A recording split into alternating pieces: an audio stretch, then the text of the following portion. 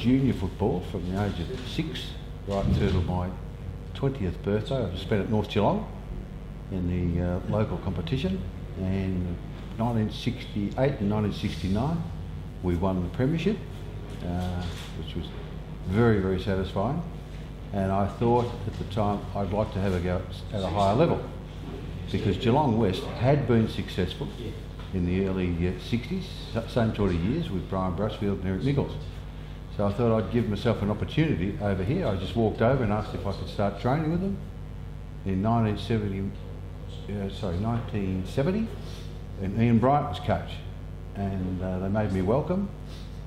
So it all began there, and I started playing in the seniors. So it was Division 1 at the time, and we had 2 years with Ian Bryant. A few of those games were spent in the reserves, but a fair few I spent full forward and half forward flank.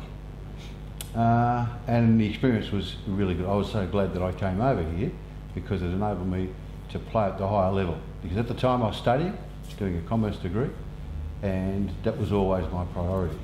So to be able to come over and achieve what I did initially was very pleasing.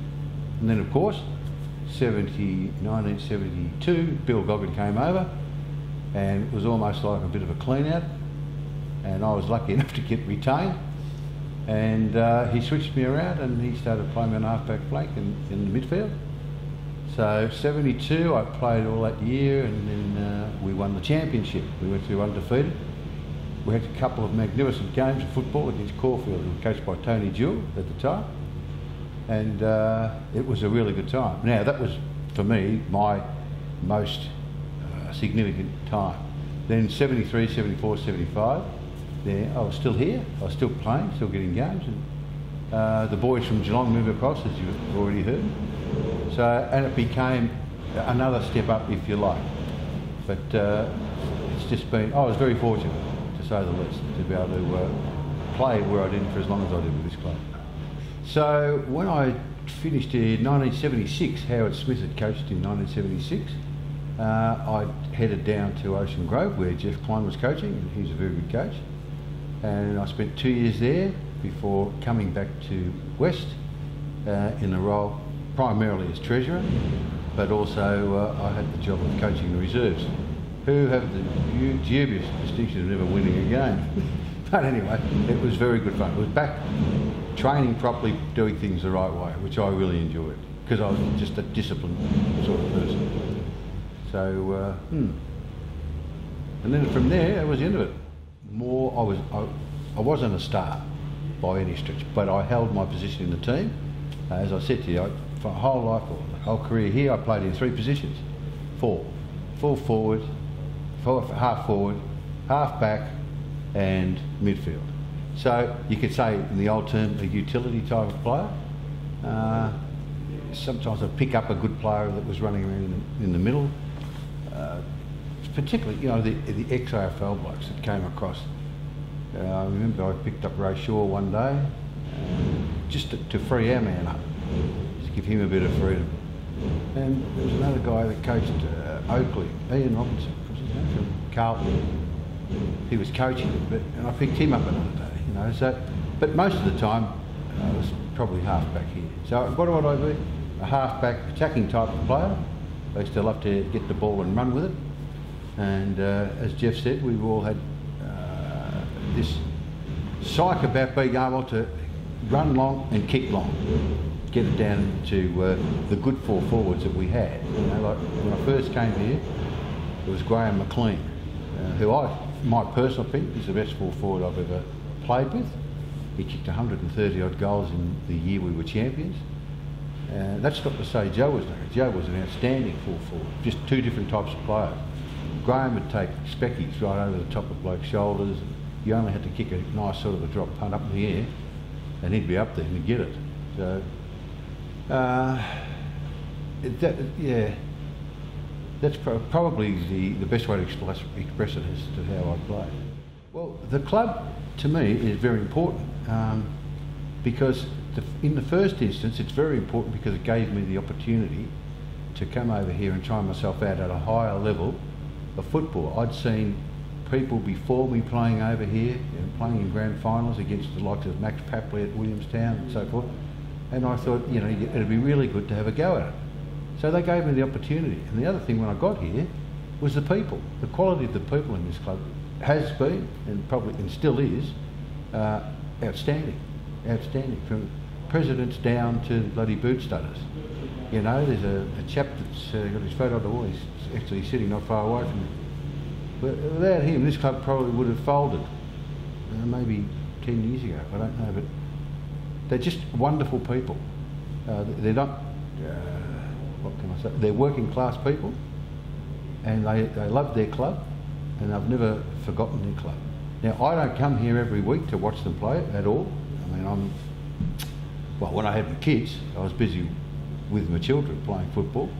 2 of them came down here to play later on when they were back in the Geelong District League or the Geelong Football League, and that was satisfying to see them running around in the West colours. So yeah, no, it's a very good club. 1972 started with, we didn't know what to expect. We just knew that all of a sudden we were training harder than we ever trained before.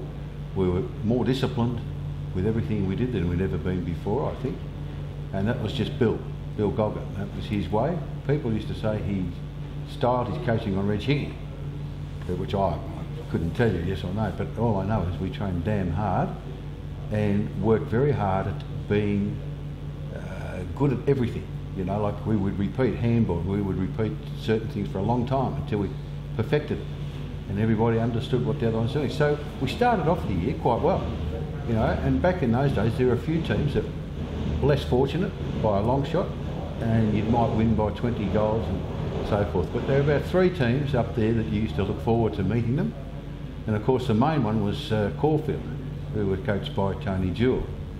And they had a few very good players as well, who I don't know what happened to them. A bloke called Rick Brown played full forward for them, a very good player. And I used to play on a bloke called Radar Williams, and he used to run around kicking goals everywhere, but I was able to hold him.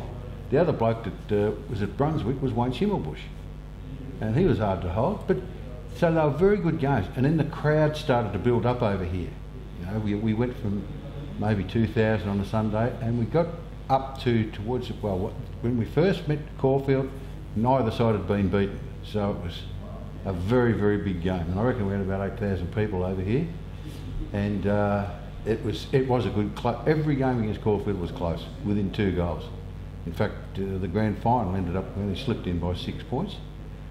But they were great games. They were great games. Young local kids mainly, with a lot of discipline. Coach told what to do, and we knew what to do, and we went on and did what we were asked to do, and we got the results. And to me, it was a privilege. It was a privilege. The better players I played with, the first bloke that comes to my mind was Ricky Brown. Played in the centre. The reason he comes to mind is because he never wasted a kick. He was very evasive, he'd get away from people, but when he delivered the ball, it was straight as. The other one was Graham McLean, who was at full forward and kicked 130 odd goals. I used to stand back on the back line and just marvel at him taking marks. It was a bit like the Geelong players watching Gary Everly. You'd stand back and you'd watch him and even your opponents would say, how the hell did he do that, you know? And he was a freak. And the training, you always got away from him because you knew he'd be up on your shoulders during kick to kick. Warwick Yates stands out as a very good ruckman. Tony Gilmore, of course, prolific kick getter in the 75 sort of era. Howard Smith, best fullback, best judgment I've ever seen in a fullback. I remember him playing on Big Bob Johnson against Oakley one day, and everyone knows the size of Bob Johnson. And they'd kick the ball down to Bob thinking he'd just take the mark and kick goals. Well, Howard would outmanoeuvre him, not push him, but he would just wriggle his body around beside him or in front of him, and he'd end up marking the ball on his chest, for God's sake. And he did that week after week after week. So, he was a very good player. Oh, God. Who else? John Friend, very solid in the back line. But you're asking the really good ones who I enjoy watching are the main ones. You've given your heart to get here and your soul to get it right. You can take 'em boots and all. But it's sure gonna take a fight when you spend all week getting to your peak. You're gonna have your say. You bet. On Sunday, it's the BFA. It's Sunday. You're gonna make your play for the BFA. Today you're gonna fly. It's Sunday for the BFA. It's Sunday.